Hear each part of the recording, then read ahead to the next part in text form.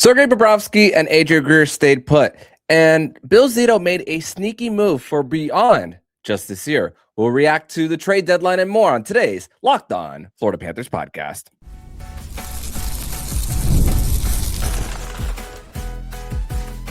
You're Locked On Panthers, your daily podcast on the Florida Panthers. Part of the Locked On Podcast Network, your team every day. And welcome into this trade deadline special edition of the Locked On Florida Panthers podcast. We are part of the Locked On Podcast Network, the nation's #1 sports podcasting network, and it is your team every day. Thank you for making the Locked On Florida Panthers podcast your first listen of the day. I'm Armando Velez from the Hockey News. You can follow me on X at MondoMan12. Follow the show anywhere you listen to podcasts and on YouTube. And shout out to the everydayers who come back here and get your daily Florida Panthers fix. So the trade deadline is now past us, and the Panthers did make a couple of moves, not the moves that maybe a lot of us were expecting based on some of the reports that were out there. But Bill ZIto did look around and to see what they could possibly get for Greer and Sergei Bobrovsky, and it ends up being that neither of those players were moved at the NHL trade deadline. We're going to discuss that in the first segment. We are in segment number 2. We're going to discuss some of the pieces that Bill ZIto did bring in VInnie Hinostroza from the Minnesota Wild coming back to South Florida for future considerations, and then claiming Cole Reinhardt from the Vegas Golden Knights off of waivers, and what the mindset possibly is for the group the rest of this season. And then we are going to discuss some of the reaction of the trades from across the league, and also where the Panthers' future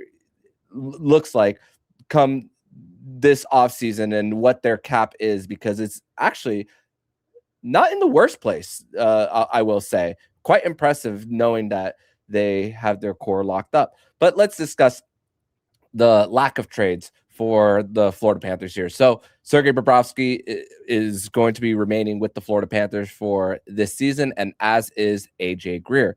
So, I mean, first of all, that's a hefty contract to try to fit into anybody's cap books, regardless of whether the Florida Panthers did, in fact, retain 50% of the deal. But really, it just comes down to how you look at this season that was just so injury plagued, and the fact that the shape of the Panthers' blue line did not give the goaltender the best chance to succeed here. And we've seen the down seasons of Sergei Bobrovsky. We've seen the ups of Sergei Bobrovsky as well. And for Bill ZIto, it looks like that he is going to bank on Sergei Bobrovsky having a bounce-back season, because reports from Pierre LeBrun are that they are working on a contract extension with Bobrovsky. And the reports that were coming out from reporters about not meeting the contract needs and everything from there is really surprising, because I've always had the impression that they were just going to wait until the offseason and then to get this done and, let cooler heads prevail here right before actually saying, hey, okay, now that everybody's had a little bit of time away from the rink, now we can visit this and see what the shape of the team is going to look like come beyond this season. But, he's 37 years old. He's going to be 38 come next year. And what is going to be his actual ask in a contract? Because they do have to think about life after him. That we cannot deny. The front office can't deny. But obviously, players are going to be confident in themselves that they are ageless, that they could age like fine wine there.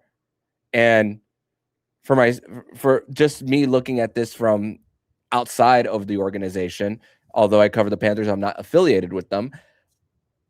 I think that you're looking at somewhere, possibly, no reporting on this, a 2 to 3 year deal, no more than 3, minimum 2, more than likely. And if it goes to 3, maybe there's a chance that AAV is spread out so that it doesn't hurt the possibility of a successor coming in, and also the fact that they could be the starter and then Bob can mentor. And while the torch is being passed, because this is multiple times that we've seen that a Stanley Cup winner is not returning to the team the next year. The most recent example is Anthony Niemi of the Chicago Blackhawks, eventually replaced by Corey Crawford, which it took a long time for Corey Crawford to be part of the Chicago Blackhawks lineup. He did not get starting reps for Chicago until 7 years after he was drafted. So it took a long time for him to actually get into the lineup, but you got to consider what is up and coming, whether you could actually see your goaltender that has been great for a long time, that is going on the decline, whether they could get that form back. And that's a question that Bill ZIto has to consider there when looking at this contract negotiation there. Oh, by the way, breaking news here. Nazem Kadri has been sent back to Colorado. Wow. Just a little bit of a surprise here, as you could figure out when I'm recording this. Wow. Woo. But let's go to AJ Greer. And reportedly from David Pagnotta is that he got a lot of interest around the league. And Pierre LeBrun also has discussed that they are working on a contract extension with AJ Greer. But if there's a lot of interest in AJ Greer, what was Bill ZIto's actual ask in a deal? Because Greer does not kill penalties. He's not in the power play. He just plays fourth line minutes, and yeah, he could hit, he can fight, everything there. So maybe Bill ZIto overvalued his own asset there for AJ Greer. But here, looking at this and looking at the market, and based on the fact that, and this kind of changed how general managers have made their ask, especially seeing how Nicholas Waugh, who was acquired from the Vegas Golden Knights in the Mitch Marner sign and trade deal, the fact that he went for a first round pick, that changed how general managers have gone for their ask. Looking at the Philadelphia Flyers with not trading Rasmus Ristolainen, Vincent Trocheck not getting traded from the New York Rangers, a lot of general managers have stood firm on their ask, which credit to them, because they could always circle it back in the offseason, especially those two who have term left on their deals. Unfortunately, AJ Greer does not have that, and Bill ZIto does not have that to his advantage as far as what he was going to try to get. He did speak to the media and say they were not going to make trades for the sake of making trades. But when you win a Stanley Cup, your stock goes up, as it should. So that is a little bit of a shocker as far as looking at it, that he didn't get traded neither. So that is very interesting there. So, but at the same time, you created a lifetime full of memories with the group. You just got to consider how much of a family bond these guys create with one another, and that you don't want to leave your brothers that you go to war with. So that's another thing there of what to consider. And if it just really depends what his contract asks are. I don't think that AJ Greer is going to be too expensive of a deal. I don't see anywhere north of 1.5 that he would make. If it gets to that, whatever, because the cap is going up, if that is his demand, he's definitely earned it with that, and it's not going to take up a load of space for the Florida Panthers, and it's not going to hurt their future for a fourth line player. And the thing is that for Florida, what they have to sign, which we'll get to a little bit later on the show. So the Panthers did add a few pieces to their roster for the rest of this season and going into next year, which one of them is a sneaky smart move in the case of insurance for AJ Greer for the Florida Panthers. So who are those moves that the that Bill ZIto and the front office made? We'll discuss that more next here on the Locked On Florida Panthers podcast.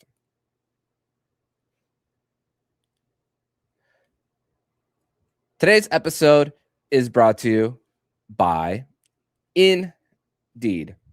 And workplace chaos, deadlines stacking up, inbox overflowing, and the one position you have to fill sitting open. When the pressure's on and you need the right hire, this is a job for Indeed sponsored jobs. Indeed sponsored jobs help you reach the people who are actually a fit for what you're looking for: skills, experience, and location. So you're not just hoping the right candidate stumbles across your post. And there's a stat that says it all. In the minute that I've been talking to you, companies like yours made 27 hires on Indeed, according to Indeed data worldwide. So if you're hiring, spend less time searching and more time interviewing candidates who check all your boxes with Indeed sponsored jobs. Spend less time searching and more time actually interviewing candidates who check all your boxes. Less stress, less time, more results. And when you need the right person to cut through the chaos, this is a job for Indeed sponsored jobs. And listeners of the show would get a $75 sponsored job credit to help your job get the premium status it deserves at Indeed.com/podcast. Just go to Indeed.com/podcast right now and support our show by saying you heard about Indeed on this podcast. Indeed.com/podcast. Terms and conditions apply. Need to hire? This is a job for Indeed sponsored jobs. Also, this episode is brought to you by FanDuel. And college basketball is nonstop. Big games, tight spreads, momentum swings every single night. From early tip-offs to late-night West Coast shootouts, there's always action on the board. And now FanDuel is giving you a way to turn that energy into even bigger potential wins with a college basketball parlay profit boost. You can build any college hoops parlay you want, rivalry games, ranked matchups, and whatever fits your read. And you can mix spreads, totals, and player props to match what you see the slate going out. And head to FanDuel.com to get started. That's FanDuel.com. FanDuel, play your game.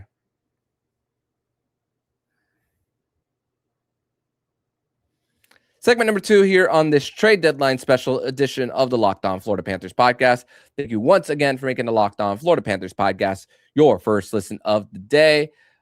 Continuing the conversation on what Bill ZIto added at the deadline. And if you see me look to my right, is I'm continuing to watch the ESPN coverage of the trade deadline, as well as my phone's usually on do not disturb during this time of year, but with it sitting on my desk, you might hear the vibration from my phone as I got the Twitter notifications going and continuing here on the show.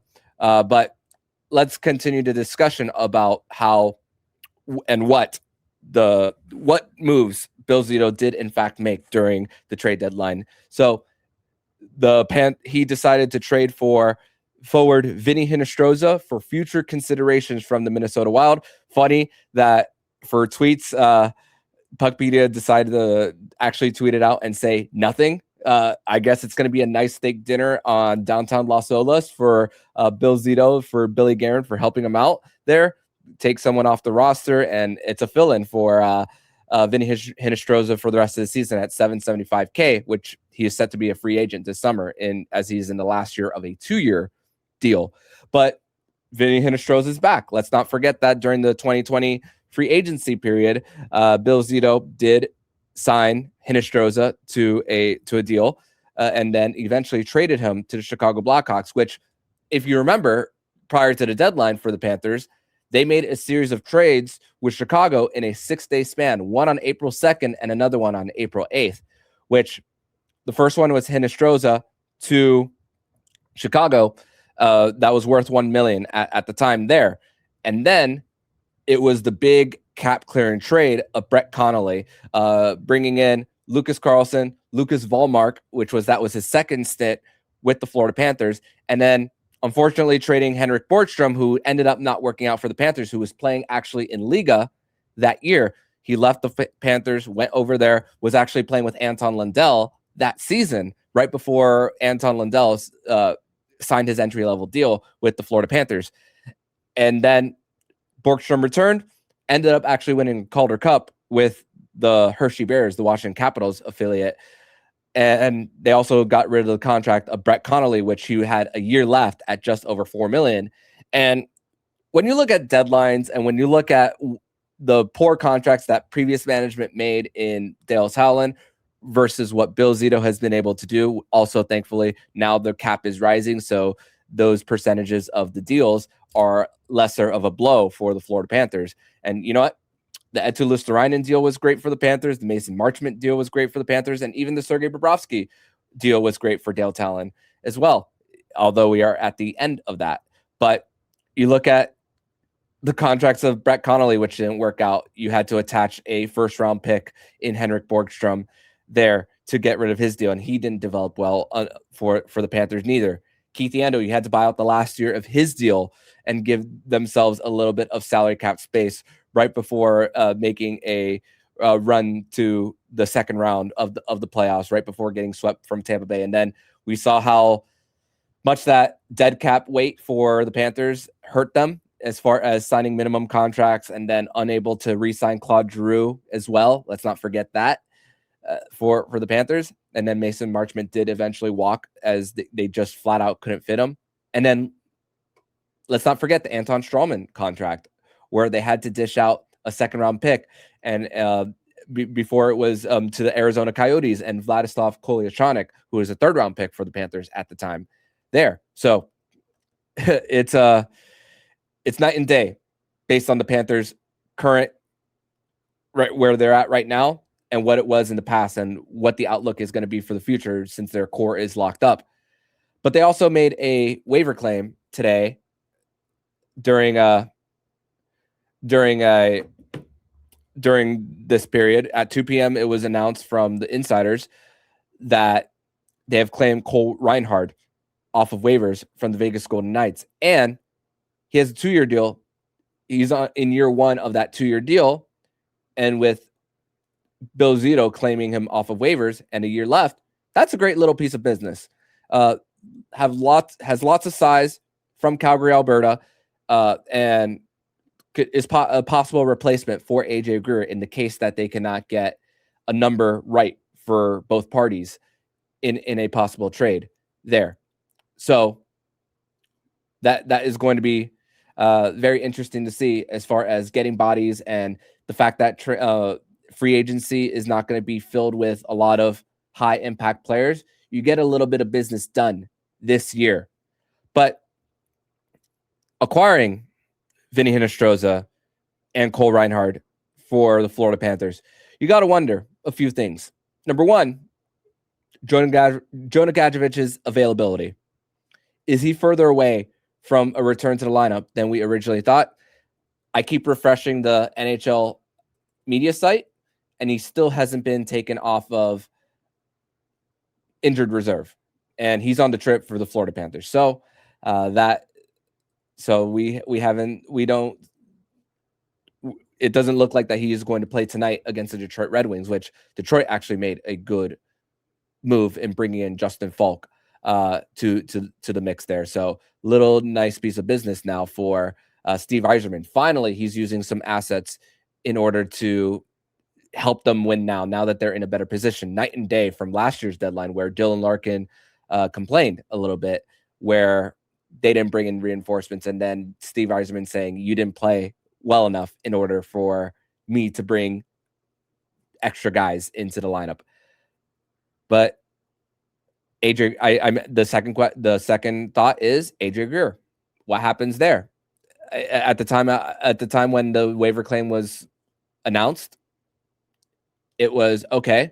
An hour left of the deadline. Are the phones going to be working even harder for AJ Greer to get a deal done? But again, the possibility of overvaluing your asset is maybe why he didn't get dealt.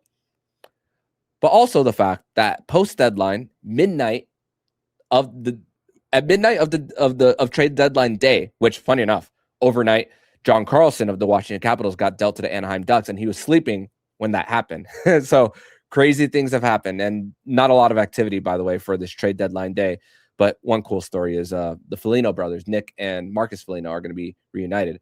But with the fact that you can exceed the 23-man limit as long as you're cap compliant, that has to be the key. And the fact that activating certain players like a Barkov or a Seth Jones You'd have to be way under, even if it were at 23. You just need bodies in order to finish the rest of this season. And that's what the Florida Panthers need more than anything in this, with the fact that you could get guys right and more rest, and the fact that guys could be shut down, and there might not be an avenue for even Seth Jones, who was practicing and took a few bumps in practice recently in a regular jersey. He shed the non-contact, but you're going to have to go short a few players. Is that worth it? But in the case that other guys shut down, you may have to use all your call-ups, because after the deadline, the rule is 4 call-ups max. And speaking of that, according to AHL transactions, Sandis Vilmanis and Tobias Bjornfoot were sent down. Tobias Bjornfoot already claimed waivers, and Sandis Vilmanis does not need waivers to be sent down to Charlotte. But the rule is you have to be on the AHL roster on the day of the trade deadline to be eligible for the Calder Cup playoffs.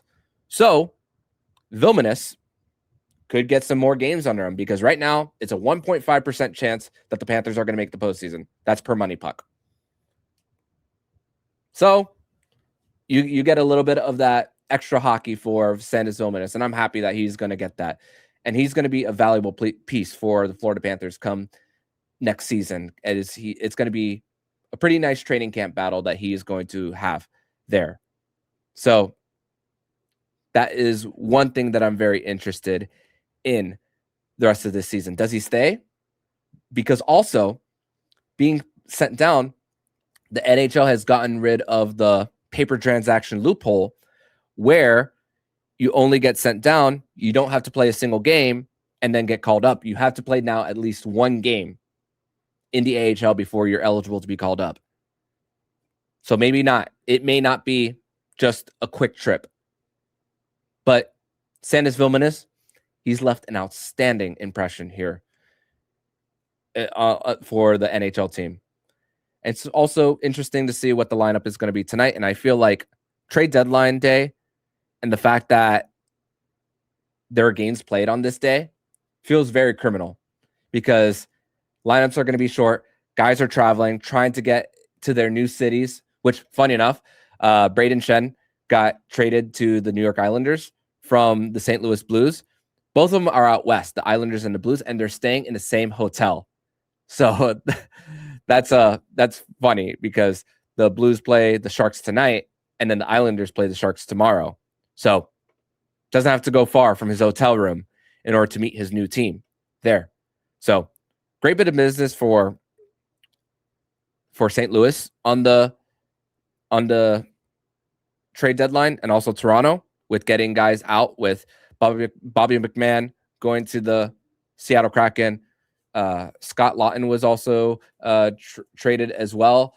But the fact that you gave multiple first-round picks for Laughton last season, and also and you're only getting a conditional third, which Laughton is going to the LA Kings, that's a big yikes for Toronto based on business from a few trade deadlines ago. But they have assets and a lot of cap space going into next year. And you don't have a Mitch Marner on your team. Yikes. That doesn't look great for Toronto. But coming up in segment number 3, we are going to discuss where the Panthers cap situation looks like going into next season. And also, what did Bill ZIto have to say about the fact that the Panthers have that protected, the top 10 protected first round pick, now that he's spoken to the media at post deadline? We're going to discuss that next here on the Locked On Florida Panthers podcast.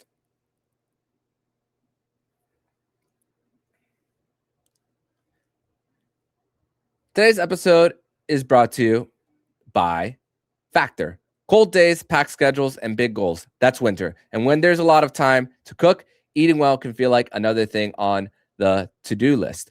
That's where Factor comes in. Factor makes healthy eating easy with fully prepared meals designed by dietitians and crafted by chefs. So you can eat well without the planning, prepping, or cooking. And Factor meals are always fresh, never frozen, and ready in about 2 minutes. The ingredients stand out: lean proteins, colorful veggies, whole foods, and healthy fats. No refined sugars, artificial sweeteners, and no refined seed oils. Options like high protein, calorie smart, Mediterranean diet, and GLP-1 support, and even the new Muscle Pro collection for strength and recovery. Perfect for busy weeks when you still want meals that support your goals without stress. Head to factormeals.com/lockedonnhl50 off and use code LockedOnNHL50 off to get 50% off and a free breakfast for a year. Eat like a pro with Factor. New subscribers only. Varies by plan. One free breakfast item per box for 1 year while subscription is active.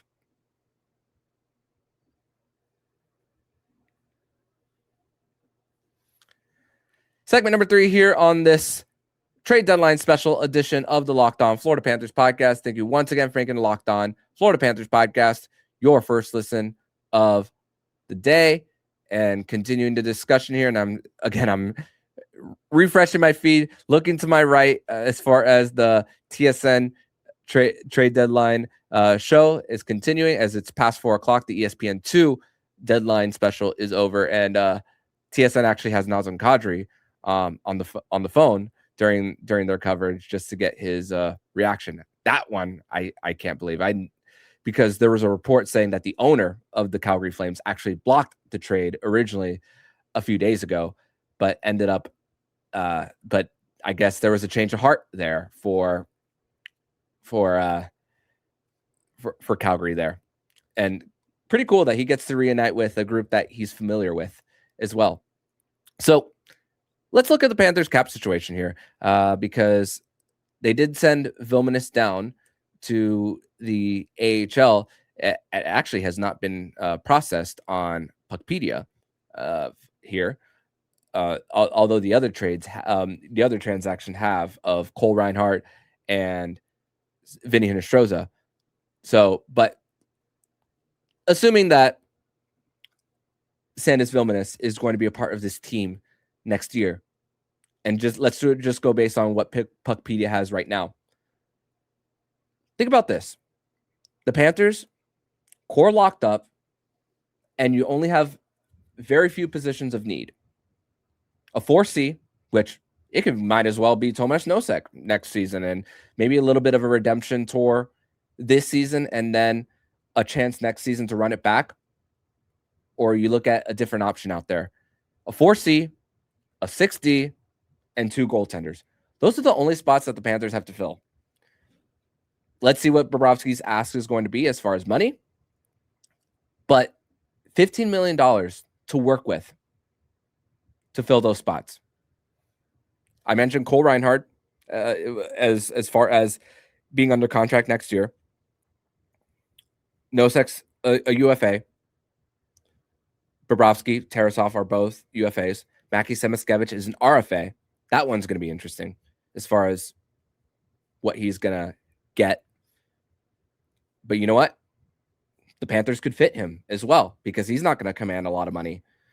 You could sign a bridge deal there and still have 1 year left of control if you have that bridge year deal at 3 years, and he won't be a UFA until 2030.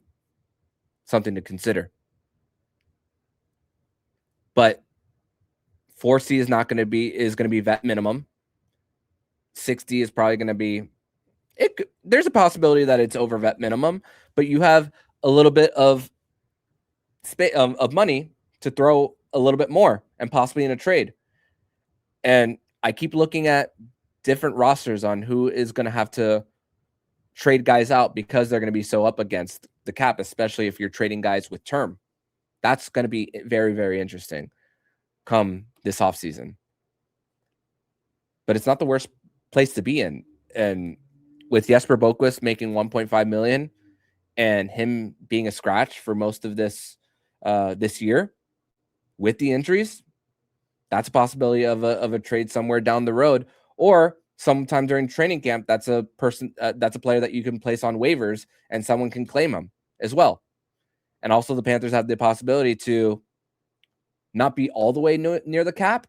So the Panthers could actually accrue cap space during the year, something that they couldn't do this year because they lived in LTIR from game one. So that is not the worst place to be. And I'm not angry about it. I give this deadline a B for the Panthers. Add someone for next year. You stay firm on your price. And the fact that my gut tells me that a Bobrovsky contract won't be out of this world, and that he's going to do the group a favor saying, hey, I want to be here, and I'm going to help the front office do what it takes to still give us a chance. The successor for Bobrovsky might not come as soon as next year, but this gives the group a little bit of time.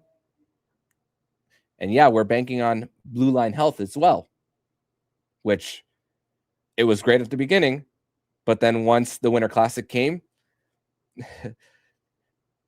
that was an injury for Seth Jones that really hurt. And then Kulikov, combining that with Kulikov being out for an additional 2 months after Seth Jones came back, you could suffer only so many blows. But right now, the chance of that top 10 pick for the Panthers helps. And TSN actually did a draft simulator. Guess who they had at the number 1 overall pick? They had the Toronto Maple Leafs, because that's what they want.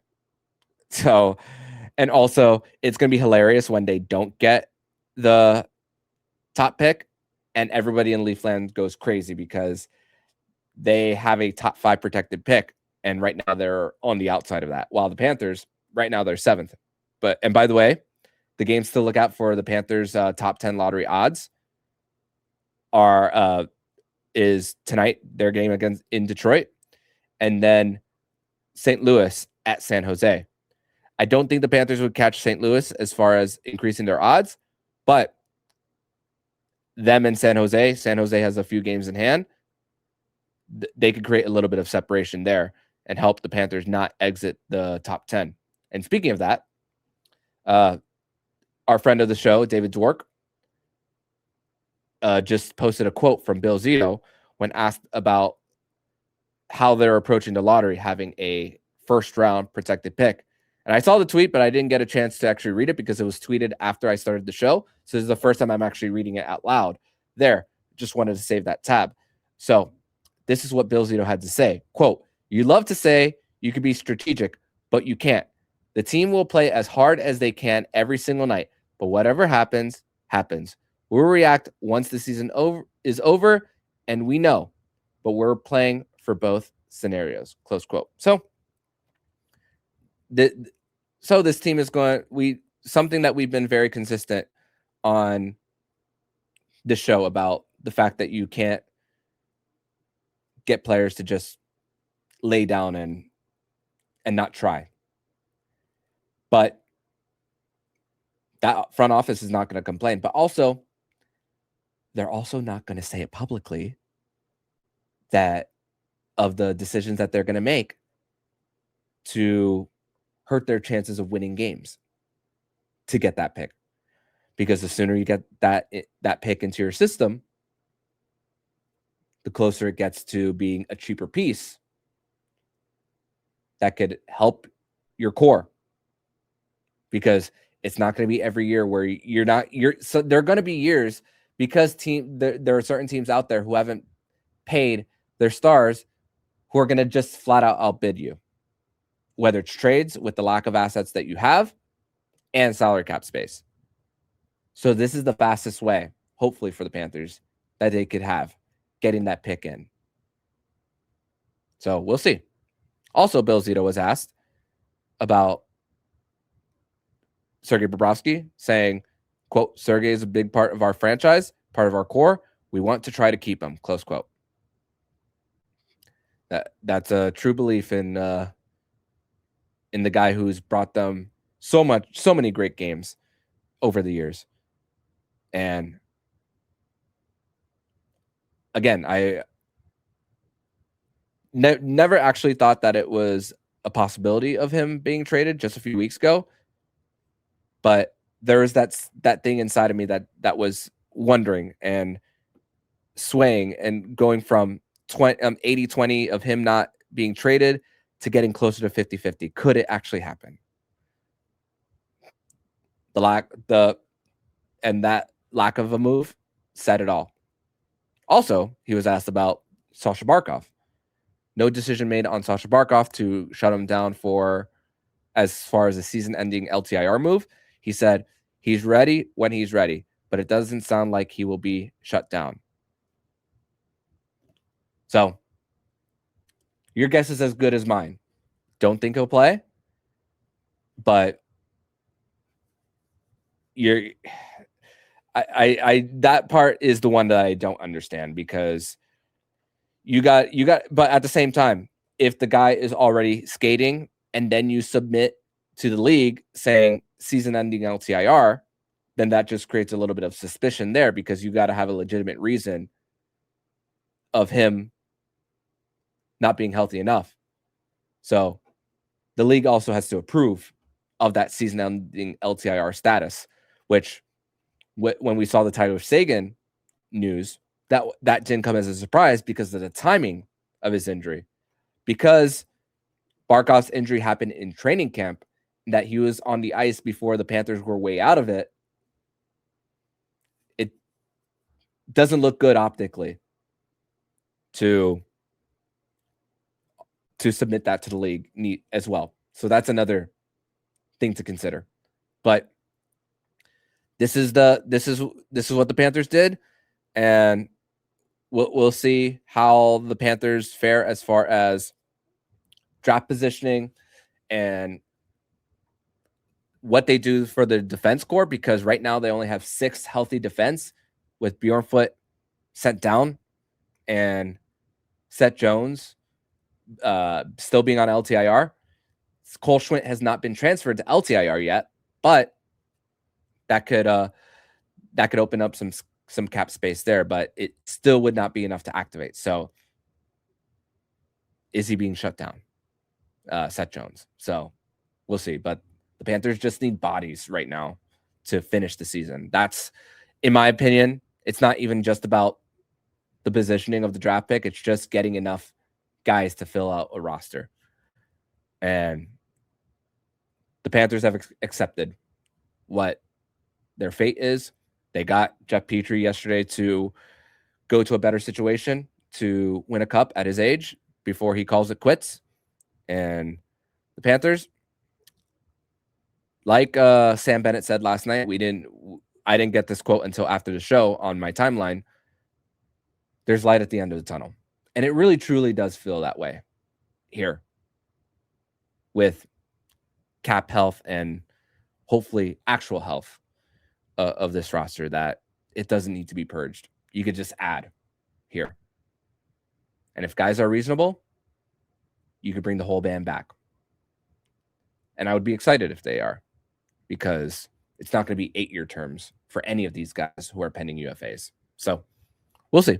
But thank you guys, as always, for listening to this edition of the Locked On Florida Panthers podcast. We'll be back on Monday to discuss more of the fallout from the trade deadline and possibly break down the Panthers game in Detroit. Thank you guys, as always, for listening. And in the meantime, if you like what you're hearing, please subscribe to the podcast to be notified every single time the Locked On Florida Panthers podcast jumps into your podcast feed. Don't forget to also subscribe to the other shows on Locked On NHL Network, including Locked On NHL, Locked On Fantasy Hockey, Flip Livingstone and Stu Roden, and Locked On NHL Prospects.